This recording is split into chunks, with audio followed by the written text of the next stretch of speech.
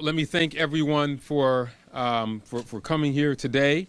I'm joined by first off Zekwe Tukes from our Office of Violence Prevention, along with Dr. Christine Richards is here with us, along with Sarah Fletcher, our Deputy Director, and Kendra Hill, also from the Department of Recreation and Human Services, and some of our Pathways to Peace employees are joining us as well. And Christine Richards is from Breathe Deep? Yes. Restorative Wellness Agency, who we've partnered with. So first off, we're here because school is getting ready to start, which is hard to believe. Actually, for some people here in Monroe County, school has started. Today was their first day, and there are some people who started last week, some of the charter schools. And with the 24-25 school year set to start, we're here to announce the next evolution of the City of Rochester's work with the Rochester City School District and our combined commitment to keeping our students safe and emotionally supported in and out of schools. Now, we know the vast majority of Rochester students will go back. I say the vast majority because I saw my two kids this morning. They had smiles on their face. They're ready for the summer to keep going. But a lot of students are very happy that school is starting again and they get to go back and hang out with their friends, and they're just happy that the new school year is starting. And we want everyone to have a very, very good school year. I think it's also important for parents to make sure that they remember that these are your children. And while they have rights, they don't have the same rights that adults have, meaning that you have the right to check their room. You have the right to ask them where they're going. You have the right to ask them why they're wearing what they're wearing. You don't need a warrant to go into your child's room like we need a warrant to go into somebody's house. Parents, you don't need a warrant to go in and check your kids' rooms, check their book bags, and check what they're wearing. So it's important that we always remind parents to make sure that you are in tune with what your kids are doing. We have a lot of kids that have challenges, but we also have a lot of great students who have been doing the right thing all summer. You know, just yesterday, well, last week, we had a city event where we highlighted all of our employers who had employed our young people over the summer, and that was thousands of kids. So we want to make sure that we continue to create those opportunities for our kids, but also understand when there are young people that are struggling that we zero in on them. So today I'm pleased to announce that Pathways to Peace, the violence prevention outreach team that I begin to expand immediately upon taking office back in 2022, is now up to full capacity and well positioned to support children and the young in new and innovative ways. You know, historically, Pathways to Peace has been a street outreach team, meeting people in neighborhoods who were at risk of getting pulled into the street lifestyle. But with the expansion, we added a school-based outreach team, which I'm extremely excited about, which is now up to 9 school-based outreach specialists in 9 city schools. And this year, under a new agreement between the city and the school district, we're taking that outreach to a more proactive and less reactive case management approach. Too often we have waited for stuff to happen, and then we're like, okay, we got to do something. No, we want to be proactive. We want to start the school year off proactive, and that's why we're here today. And under the new model, the school-based team will designate a small number of students in each school who exhibit the greatest need for their support and provide them focused services in and outside of school. Because a lot of the stuff that happens in school, a lot of it starts outside of school. So this gives us an opportunity to also work outside of school as well as inside of school and be proactive about it. And they will work to ensure regular school attendance. They will conduct home visits, and you'll hear Zeke talk about this in a second. They'll facilitate workshops and advocate for students, connect with parents, and collaborate with school staff. Now, we know that a lot of students who would benefit most from Pathways in school, sometimes they may not be in school. They might skip school, or they might have an issue that allows them not to be able to come to school. So this new approach allows us to be able to close the gap, to be able to meet young people where they are. And I want to commend Zeke and his team and the counterparts at the school district for recognizing that gap and coming up with a solution to close it. And now I want to have Zeke come up to talk a little bit about what Pathways is doing as it relates to this new model as it relates to starting the first day of school and beyond. Zeke. All right. Thank you, Mayor Evans. So as Mayor Evans alluded to, Pathways to Peace will be moving towards a different approach this year. So as traditionally in the past, Pathways to Peace has been more of a reactive sort of approach with our students in our community. But this year we'll be moving to a caseload. So we'll be working with the school to identify at least 10 to 15 students that we know that need the most support. These students, these are the students that we know that require support. We want to help support them. We know that majority of the students are doing a good job. They are doing what they're supposed to do. They are doing what they need to do to stay in school and graduate. However, we know there are a small percentage of students that are not doing that. So those are students that we want to support. We want to offer a wraparound sort of approach with our students. So our Pathways to Peace, we have our school-based program. Our school-based, as Mayor Evans mentioned, we are in 9 different schools. However, if there are students that are not coming to school, our staff, they have the capacity to go out to do home visits. We want to make the connection with the parents. As Mayor Evans alluded to earlier, parents, you have a big part in this. We encourage parents to talk to your kids, ask questions. When you see those changes in their attire, in their friend circle, ask questions.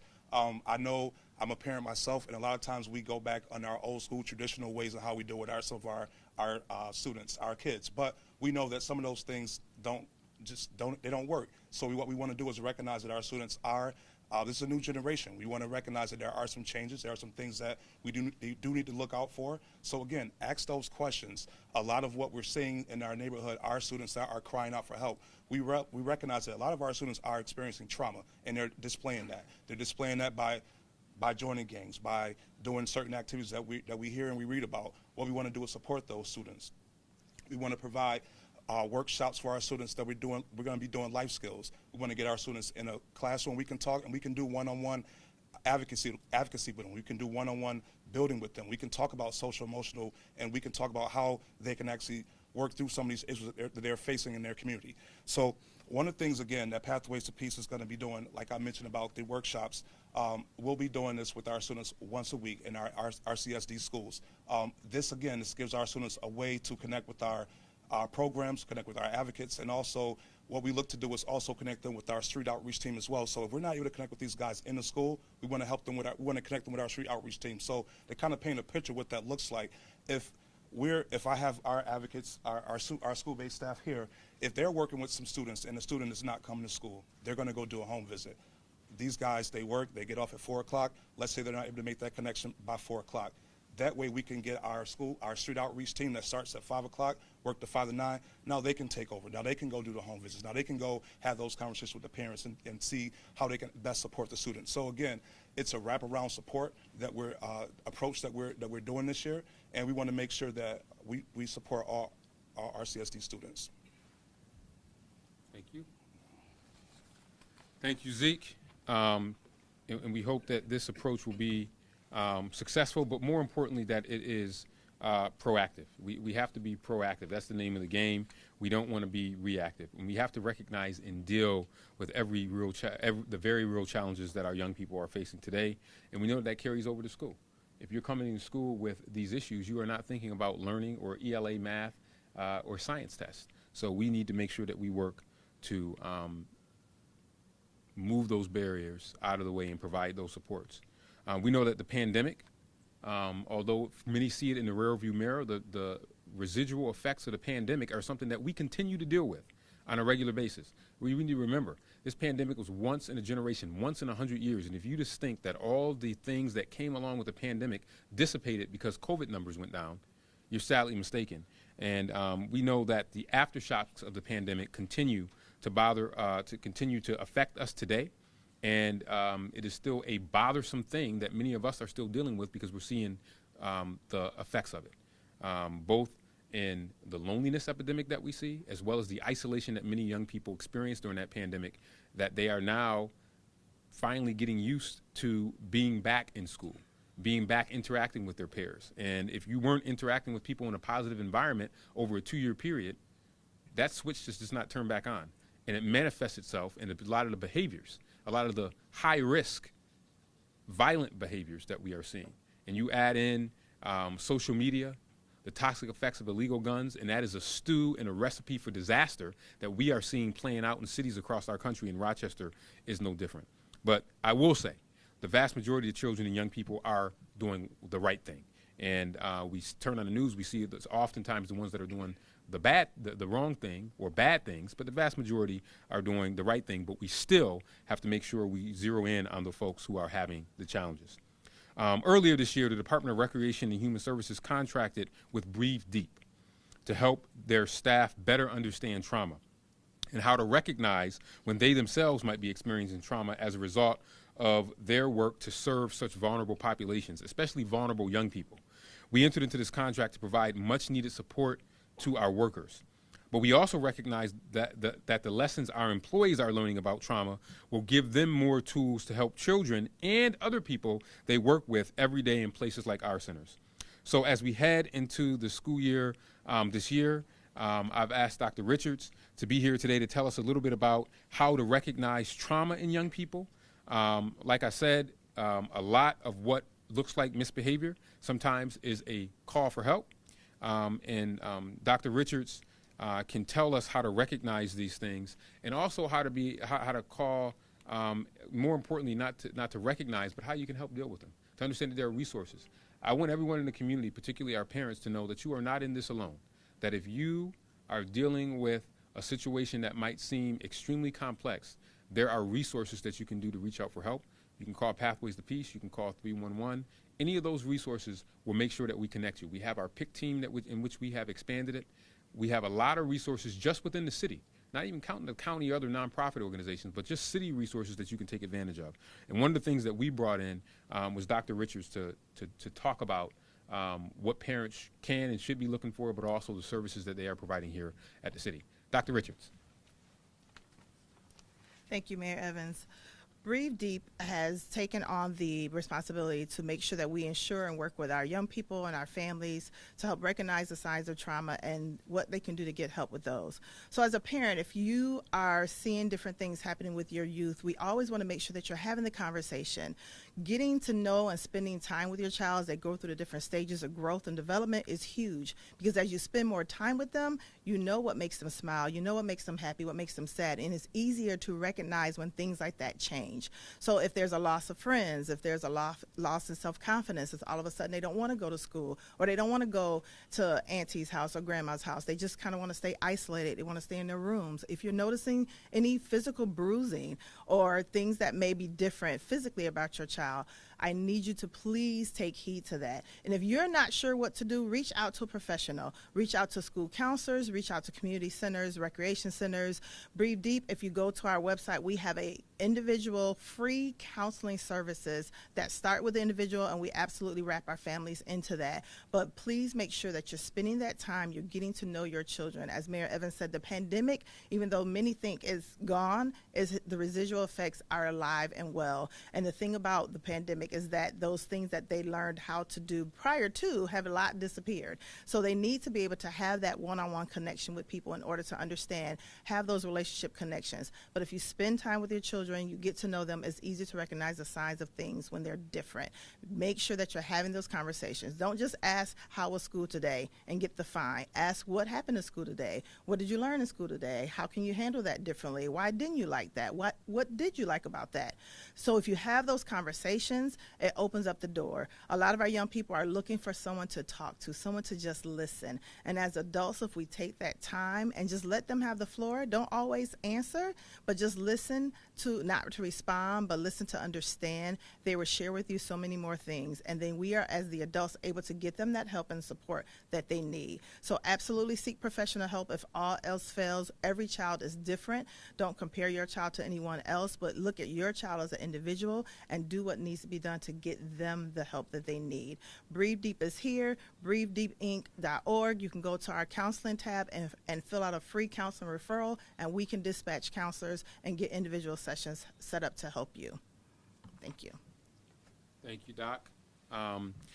Also, I will mention, as we also start school, in addition to the services that we have inside of the school, from a safety perspective, as you know, the Rochester City School District did contract with us. We will have a police officer presence at arrival and dismissals at the select schools that the City School District has designated. And also, we will also have hypervigilance in neighborhoods as students walk to school and start the beginning of the school year, so that way we can ensure that they have safe passage to school. We also I want to give a shout out to the fall guide. I didn't bring my fall guide. I thought I had my fall guide. I didn't bring it. I had it as a item I wanted to hand out, but I left it back at the office. But our fall guide has come out this year. It is also online. I want to encourage our parents that the Rochester Art Centers begin their fall programming with after-school hours on Monday. So this coming Monday, after-school hours will start for students that want to take advantage of our items for the fall guide. There are hundreds of programs in the art centers that keep kids physically active, mentally engaged, and emotionally supported in the presence of a caring adult. So please check out the fall guide. You can check it out online at cityofrochester.gov, Department of Recreation and Human Services. It has on our central the hundreds of programs that are there. And I believe our contract with Breathe Deep demonstrates that we are taking every opportunity to make sure our employees are well positioned to provide emotional support, because the work that these folks do on a regular basis also takes a toll on them. So we want to make sure that they also have the support, so that way they can serve your children very well. I'm very thankful for the work that our Pathways to Peace team has been doing, particularly this summer, and what they'll be doing in the school year, because they will be forming strong connections with your young people and with your children in our art centers, as well as in our schools and on the street. So that is extremely important. So I want to end the way I started by saying, use the resources that we have here in the community. And one of the things that I try to do regularly is to ask the media to put out the resources that we have. So you should have a release that talks about the resources that we have, cityofrochester.gov. But if no one wants to grab their phone, or a person doesn't want to get online, just pick up the phone and dial 311. And we will make sure that you are connected to the right place, be it for mental health support, be it for you're looking for a soccer program to get your child into. Any of these items are things that we can make sure that we get you connected with. So with that, I will take any questions that you might have related to all things school year. We want to wish everyone a great start of the school year, and we want to start strong, because if we start strong, we believe that we will finish strong. So with that, we'll take any questions that you might have. I have a question for Steve, if you don't mind. Yep. But could you walk me through like a day in the life of this program, starting with how you're identifying the students, which grades you're focusing on? Sure. Absolutely. So, okay, so I can start with kind of the grades. So we're working with youth in all of our schools. So for our high schools, that's obviously 9 through 12. We are working with some middle schools. Obviously, that would be 6th through 8th, whatever the grade level that high school goes to. What that looks like for Pathways to Peace, we work closely with the school. We're not targeting youth. What we're doing, we're providing students that need the most support. That's first and foremost. So we're working with the school to identify with those students. So we want the school to identify. We want them to let us know who needs the most support. Who can we best support with our model? That's how we're going to identify the students first. So the school will do that. Once we have the students identified, our staff will begin working with them. That's where they're doing the daily check-ins. Tracking you down the hall. Are you going to school? If you're not going to school, making those phone calls. Hey, where are you? If I can't get a hold of you, I'm calling mom. If I can't get a hold of either one of you guys, we're showing up at the home. And hopefully it doesn't come to that. Hopefully a lot of the advocacy looks like a lot of our staff supporting our students, supporting them to come to the workshops that will be starting in October. Just doing daily one-on-one check-ins. A lot of that advocacy goes a long way. Having a person that's encouraging you to go to school, having a person that's checking in and knows what's going on, knows your family situation, that can speak to, if you lost a loved one, they can kind of speak to that. They can kind of give you that encouragement. They can also refer you to some support services. So that's really ideally how we want to approach our students this year in the school. But again, we do recognize that our students is going to need a little bit more, a higher level of support than that. And with that can look like various different ways. That can look like us partnering with the schools for their social emotional, where there is like behavior meetings or anything that's like that. If there's anything that's related to discipline, we'll be there. If there's anything related to, unfortunately, kids, they do get suspended. They do get kicked out of school. They are expelled. our staff want to be a part of those conversations, that we can advocate for our students in those meetings and be able to say, hey, we know this young person, we know what they're working with, we know what's going on, and we know the potential that they have. Let's wrap around the student, let's provide support. So that's kind of ideally how that would look. Okay. You're working with 10 to 15 students. Can you speak to that's a pretty low percentage of the student population? Absolutely. Is that enough or how? So I'm glad you asked that. So again, as I spoke, but previously, Pathways to Peace has always been more just reactionary to whatever's happening in the school. So what we want to do, we do want to identify 10 to 15 students that we really want to support. But that low caseload does allow us the flexibility to still go and support the school with any other needs that may be going on. So it doesn't restrict us to 10 to 15 students. We're highlighting 10 to 15 students that we want to work with in each school that we want to work with. Yes, so thank you. So in each school, yes. So in each school, there will be 10 to 15 students that we work with. More 15 than 10, but yes, that's what that looks like in each school. And that's 9 different schools. Is this all middle schools and high schools? Not all middle schools. Hopefully we get there, but all high schools currently right now. That's our agreement with the RCSD, and we are pushing into Freddie Thomas to help support them as well. So that's the one middle school that we'll be working with. Yep. Okay, thanks. And I'll just say that 10 to 15 students in a school may not sound like a lot, but it is a lot, because I will tell you that 5 to 10 kids in a school can wreak havoc on an entire population. One kid in the classroom can wreak havoc on the entire classroom for the rest of the students. I know that because I had 6 brothers and sisters. Now, they're all doing well, and they're all very successful right now. But I can tell you, I had one that was, kind of bad, and it tore up the whole household. So, or 2 or 3, right? The impact is felt.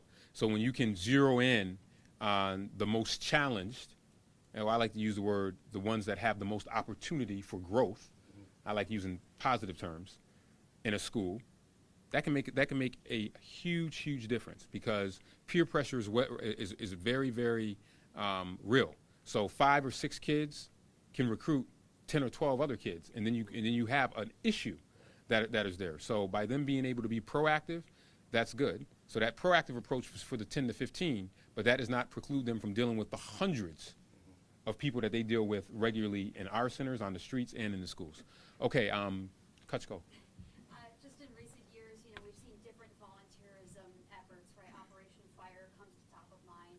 What do you see that is different in this approach with Pathways to Peace? And I guess just tying in, recent years, is there something from your perspective that might have, started the wheels in motion to go this direction? I think what's different here is that Zeke has brought a focused, and I say focused, case management approach, where you really have to meet people where they are individually, and also looking at the holistic picture of what's happening here, but also the collaboration with the school district, which is different. So we had a meeting with the school district, I think 2 weeks ago, where we talked about the necessity of making sure that Zeke and others are meeting regularly with the schools to make sure that we are being proactive to get ahead of a problem before it happens. Now, we're dealing with human behavior, which means that we may not be able to stop everything, but if we can prevent a negative situation from happening by being proactive, I think that is extremely different. But this case management approach is a little bit different, because this is not something that we get a lot of money to do. We have to be creative to be able to do this. We don't run the school district, right? So we have to work collaboratively with them. We can't just go to the school district and say, hey, by the way, we want you to pick these 9 schools and we're going to go in and do it. No, there's a contract that we have with the school district that we had to work out in order for them to say, yes, we want you into the schools. And then also saying to them, can you help us identify 10 or 15 students in each school that you really want us to work with? We want to be able to do that. And then also the other piece of business as usual, of them being present in schools, interacting and working with people. So I think that is different. I think there's not just one particular case that might have made us say, hey, let's try this. But I think one of the things that we do see, that I see regularly, is that when I see the names of some of the kids that were arrested for, I'm thinking of one in particular that I won't say because he's a minor, arrested for getting into trouble. I saw this kid's name from when I first became mayor. I looked and I said, what could we have done to intervene in this kid's life before he decided to make a bad decision that now he's going to spend the rest of his life in jail for, probably, or a large portion of his life incarcerated for. So the proactive approach is absolutely critical here, and that's the whole side of the prevention piece. So when we talk about public safety, when we do our end of the month public safety review for the second to last quarter of the year, you hear me talking a lot about intervention and suppression, which is the piece where we go and arrest people who are carrying guns and all that. What we're talking about here is the preventative piece. How can we prevent some of this from happening before it becomes an arrest or a homicide or a shooting? That's this piece. We've always talked about that, but I think to highlight the most important thing is I think the individualized case management piece, but also continuing with our mental health supports as well, and that's important. Any other? How come nobody from the Rochester City School District is here, since we're talking about RCSD? Because they couldn't make it, because guess what? They have to open schools tomorrow. So I gave them, it's Superintendent's Day, so I gave them a mulligan. But by the way, just so you know, I run the city, so I don't have to get permission from the school district to do a press conference. Any other questions? Yeah, they're very they want you to know that they're very supportive and they would have been here, but they gave me permission to be able to do it as the mayor. Any other questions, Natalie? You look like you're ready to say anything else. You good? All right. I'll see you in a little bit. But yes, but the Rochester City School District is very supportive of this. Obviously, we couldn't do any of this without the Rochester City School District, including going into their buildings that they run. They are allowing us to come into their buildings that they run, which we are very, very supportive of. And like I said, we have a contract with them for opening and closing of schools, of RPD officers outside the buildings, our Pathways to Peace program, as well as our shared use facilities in which a lot of our centers are conducted to the Rochester City School District. And our teams meet weekly on these topics. All right. Thank you very much for being here. I greatly appreciate it. Thank you.